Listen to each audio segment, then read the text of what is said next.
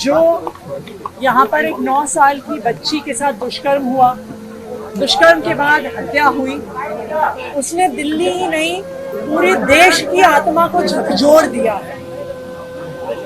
यहाँ पे अगर आप परिवार का हाल देखिए, आसपास के इलाकों के बच्चों का, महिलाओं का हाल देखिए, तो सब बिल्कुल सहमे हुए। आज हर परिवार को लग रहा है कि मैं अपनी बेटी को घर से बाहर कदम कैसे रखने दूं। हम परिवार से मिले, हमने परिवार को आश्वासन दिया है कि जो हमारी टीम पूरी यहाँ पर आम आदमी पार्टी की है वो हर संभव उनकी सहायता करेगी। मेरी दिल्ली सरकार से ये मांग रहेगी कि परिवार को जल्द से जल्द कॉम्पेंसेशन कुछ दिया जाए।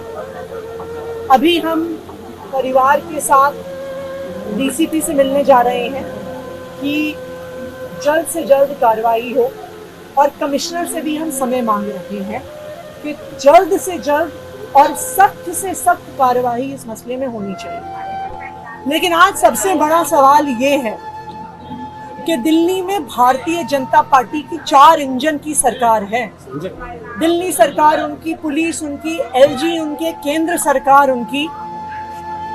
क्या कर रही है भारतीय जनता पार्टी? वो क्यों हमारी बच्चियों को सेफ नहीं रख सकती है? जब चुनाव का समय आता है तो अमित शाह जी हर रैली में दिखते हैं, लेकिन जब हमारी बेटियों को सुरक्षा देने की बात आती है अमित शाह जी कहीं नजर नहीं आ रहे। वो आए क्या परिवार से मिलने? मैं दिल्ली की मुख्यमंत्री से पूछना चाहूंगी कि रोज किसी इवेंट में वो दिखती हैं, लेकिन आज जब इस बच्ची के साथ दुष्कर्म होता है, उसकी हत्या होती है, उनको कोई चिंता नहीं है।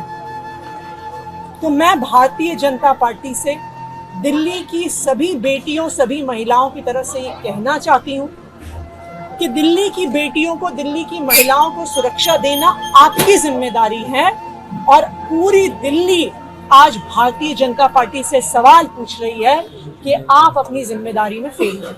मैं खबर आ रही है कि सब्जी मंडी इलाके में एक 7 साल की बच्ची है, उसके हाथ में आपराधिक घटना। हालांकि आरोपी को पकड़ लिया गया है जनता की तरफ से। ये सवाल ये है कि भारतीय जनता पार्टी की 4 इंजन की सरकार, home minister, chief minister, police commissioner, LG साहब क्या कर रहे हैं? क्या इन दरिंदों को तो लगता है बिल्कुल भी डर नहीं है कि वो ऐसे दुष्कर्म कर लेंगे और पुलिस उनको छुएगी भी नहीं? जब तक डर नहीं होगा, जब से जल्द और सख्त से सख्त सजा नहीं होगी, तो ये दरिंदगी नहीं रुकेगी।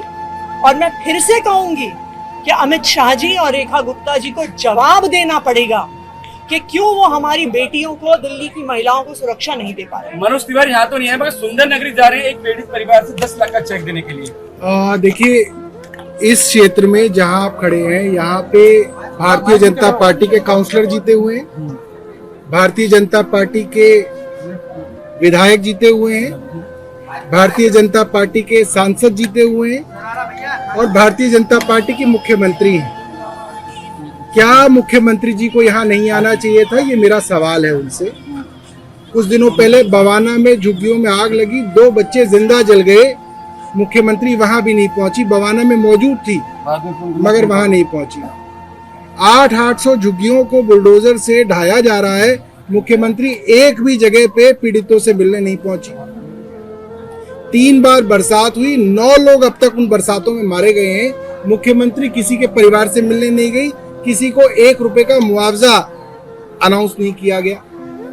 क्या मुख्यमंत्री सिर्फ और सिर्फ भारतीय जनता पार्टी के बड़े बड़े नेताओं से मिलके आशीर्वाद लेने के लिए हैं, या दिल्ली के काम करने का भी समय उनके पास है?